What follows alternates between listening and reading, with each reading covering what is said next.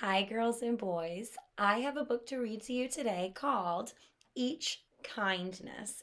And if you were in our SEL meeting last week, then you would have heard this book already. But it is a beautiful book, and I have a question for you about it. And it is always wonderful to use your super duper reread power. See if you learn anything else from this book, because my goodness, it is a very well written, beautiful book. And if you weren't able to join us for our meeting, I really hope that you enjoy this one.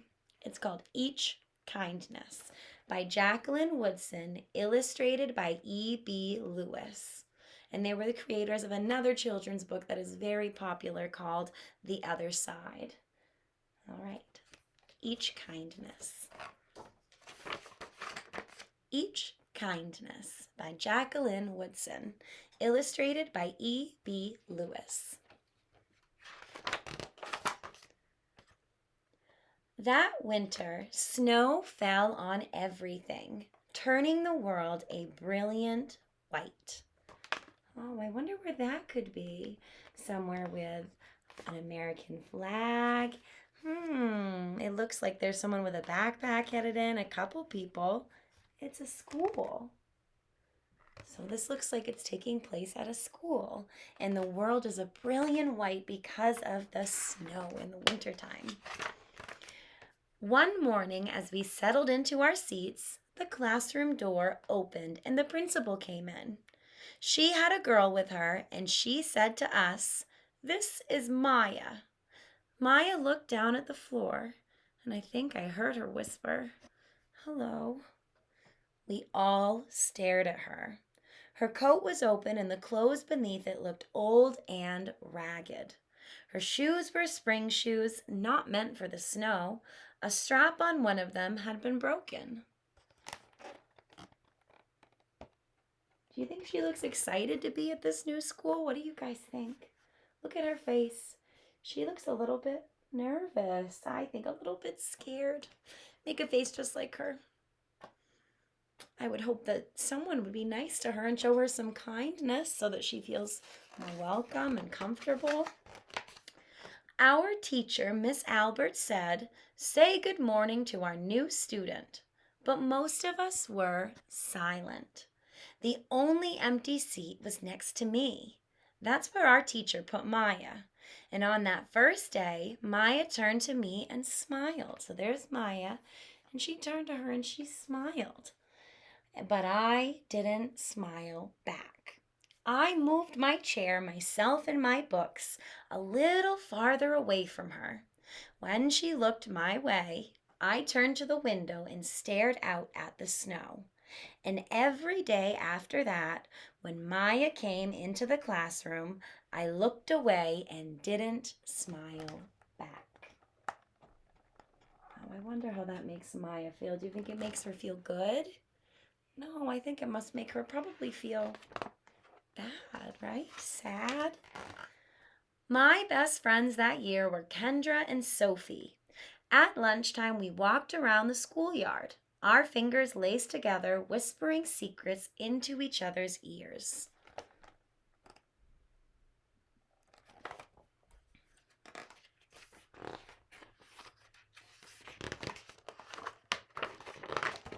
One day, while we were near the slide, Maya came over to us. She held open her hand to show us the shiny jacks and tiny red balls she'd gotten for her birthday. "It's a high bouncer," she said. But none of us wanted to play. So Maya played a game against herself.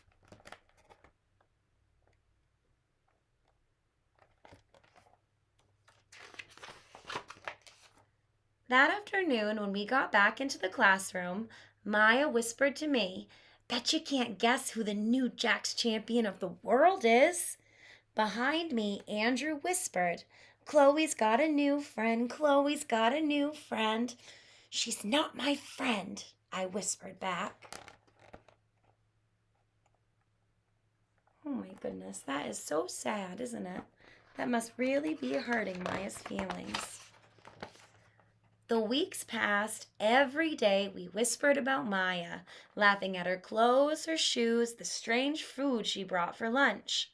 Some days Maya held out her hand to show us what she had brought to school: a deck of cards, pickup sticks, a small tattered doll. Whenever she asked us to play, we said no.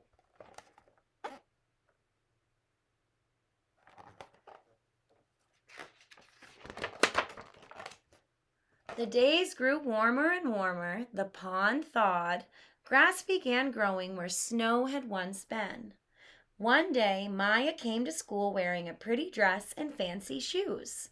But the shoes and the dress looked like they'd belonged to another girl before Maya. Do you see Maya there in her dress and her new shoes? And there are all the other girls standing around her.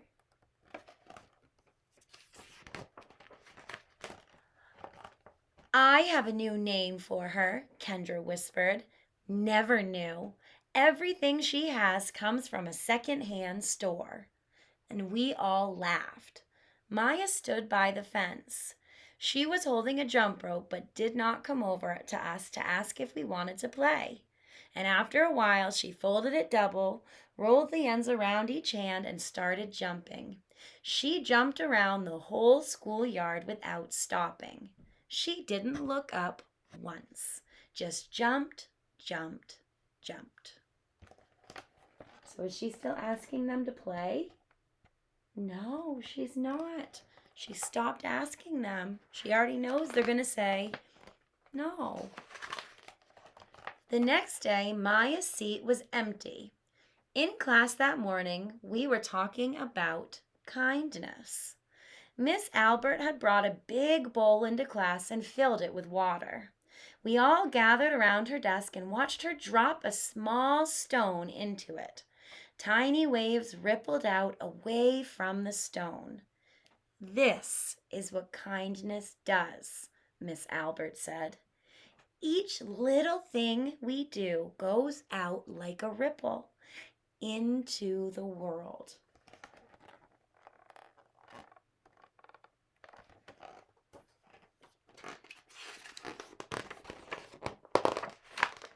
Then Miss Albert let us each drop the stone in as we told her what kind things we had done. Joseph had held the door for his grandmother. Kendra helped change her baby brother's diaper. Even mean old Andrew had done something. I carried teacher's books up the stairs, he said, and Miss Albert said it was true. I stood there holding Miss Albert's rock in my hand, silent. Even small things count, Miss Albert said gently. But I couldn't think of anything, and I passed on the stone. She could not think of one kind thing that she had said.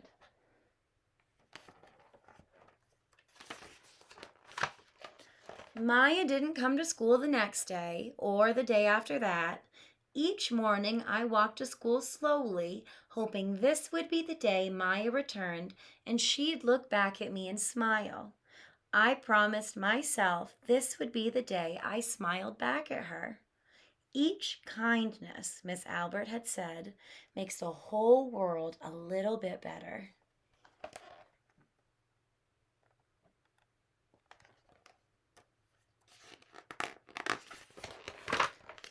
But Maya's seat remained empty.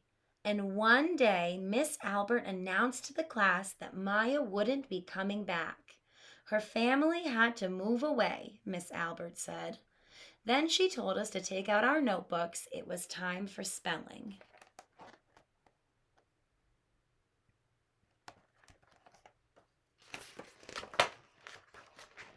That afternoon, I walked home alone.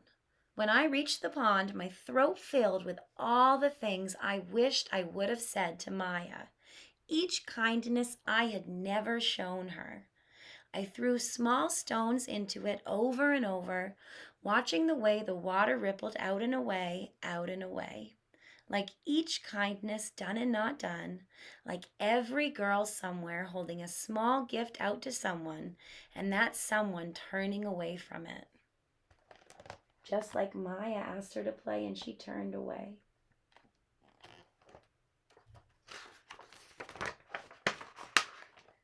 I watched as the water rippled and the sun set through the maples, and the chance of a kindness with Maya became more and more forever gone.